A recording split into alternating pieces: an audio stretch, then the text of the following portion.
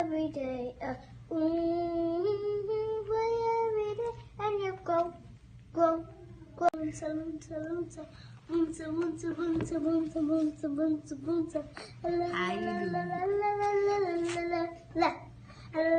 Mary and said that you will have a baby.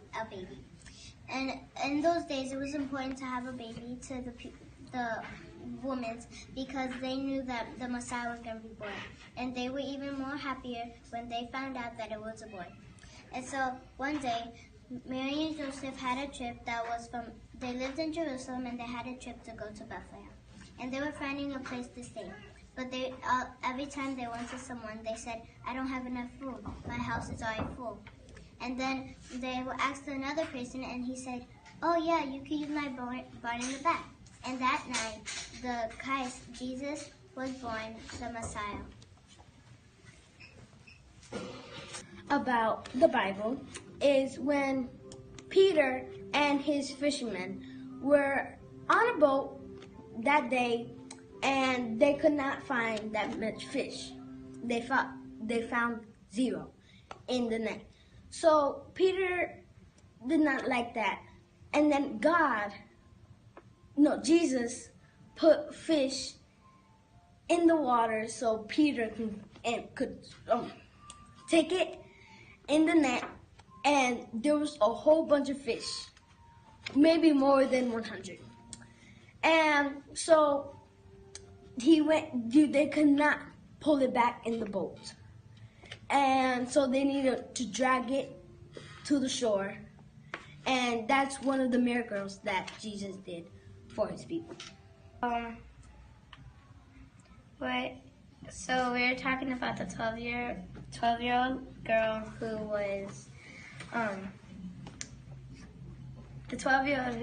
dead, and people thought that she was actually dead. But when God came over and touched her, she said, "Get up," and she got up. But many people didn't believe that would work, but it did.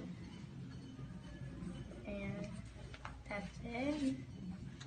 God, Jesus made for his people is when there was 5,000 people in his town that were starving hungry, and he decided to be helpful and help that hunger from the town.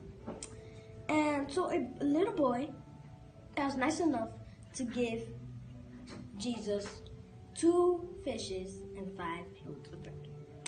And he wanted to let Jesus share that with the 5,000 people that were starving hungry. And when the 5,000 people came, Jesus split it and multiplied the bread and fishes for the people. And when he gave it all to them, he hoped that it would satisfy their hunger. And when he gave it to the people, hope and faith was in the people and made them